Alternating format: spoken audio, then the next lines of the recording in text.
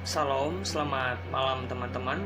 Dimanapun malam hari ini teman-teman berada, saya ingin membagikan beberapa hal. Namun terlebih khusus malam hari ini dengan judul Tangking COVID-19 atau COVID-19. Nah teman-teman, COVID-19 terus memukul dunia. Ya, virus ini bukan hanya telah menyakiti jutaan orang, tapi juga terus memukul perekonomian dunia.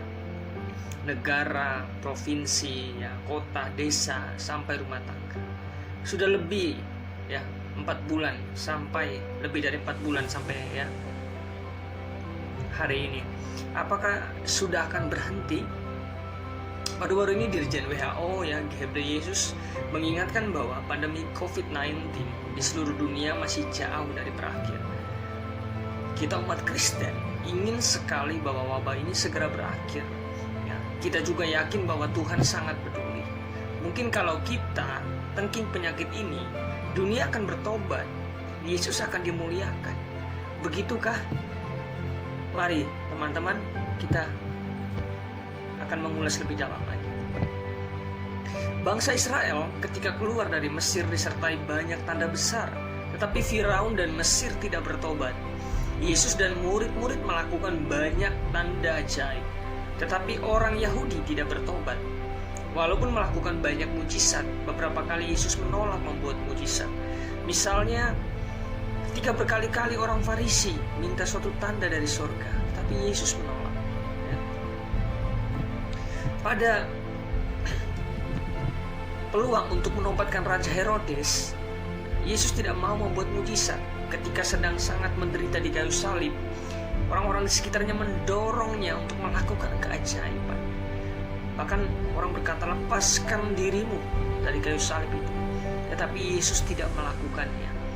Paulus mengatakan orang-orang Yahudi menghendaki tanda, dan orang-orang Yunani mencari hikmat, tetapi kami memberitakan Kristus yang disalibkan. Artinya gereja Kristen, umat yang disertai kuasa yang ajaib. Tetapi kuasa ajaib bukan fokus gereja Kristen.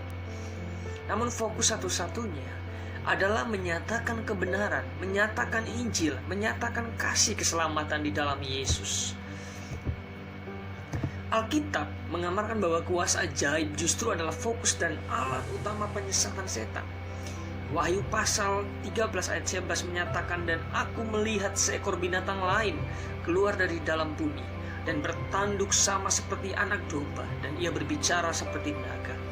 Ini adalah tentang tampilnya kuasa yang seperti anak domba, lambang Yesus.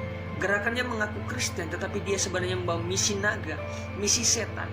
Bahkan dalam Wahyu 13 ayat 13-14, dan ia mengadakan tanda-tanda yang dahsyat.